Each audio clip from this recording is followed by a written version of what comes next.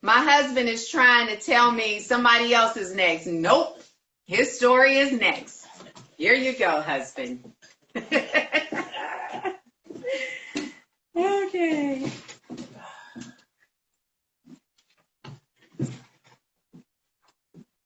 So. Hello there. Looking beautiful as always. Oh, thank you. Thank you, thank you, thank you. Okay, so I'm going to read a little bit about your story. It says he started to realize that he wasn't self-intimate. He actually ran away from his innermost feelings. As he looked more deeply into self, he came to understand that he was never taught how to communicate effectively about his feelings, or that it was okay to show the vulnerability needed for self-love.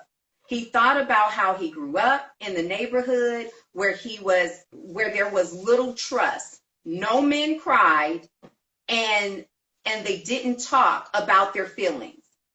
And that was considered to be soft if you talked about your feelings. He had been programmed to think this way for 38 years until love showed up. As his mate began to teach him more about self-intimacy, the benefits and the steps on how to get there, he was on a seesaw of emotions. So you got to get the book to find out what happened. This is the story that Amber talked about that really connected with her. It's in the chapter To Love and to Cherish Through Intimacy. So you got to get the book because the ending is really, really good. Okay, so which vow stood out to you the most in the book? Well, like everybody else, to love and cherish. That stood out to me because, as you said, part of the story, for me, it opens me up to how do I love? How do I love myself? What does it mean to love? How do I love myself? How do I love others? So in trying to figure that out,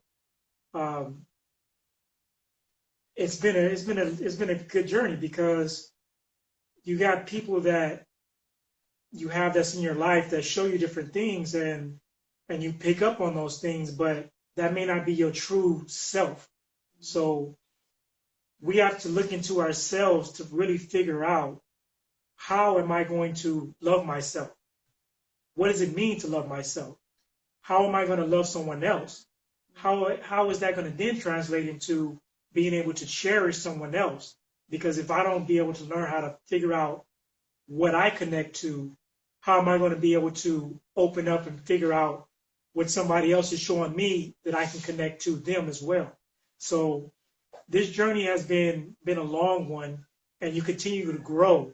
So I also, I just want to represent for the men, because we've all heard all the lady stories, but this also goes deep for the men as well, because there's a lot of men out there that do connect to their feelings, but don't really know how to show it.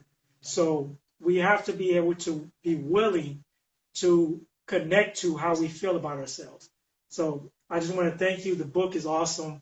All the lady stories in it are awesome. My wife is awesome. So go get the book. And I thank you guys for allow me to be here to share my story with you.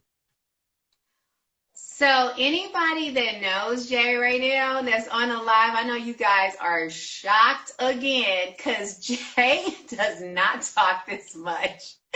So I know you guys are like, wow, it just keeps happening. Like, this is like the second event that you did this. It seems like it's almost about to be a habit that you talk it and express it. Kind of like intimacy, huh? Sounds like it. Just don't tell nobody. Oh no. You have told everybody. And you guys go, you know what? Go tell 20 people. Everybody on here, go tell 20 people. All right. So we are now going to talk to Vaughn. So this is now moving into the acknowledgement parts. We're coming to an end. So I just have to acknowledge some people.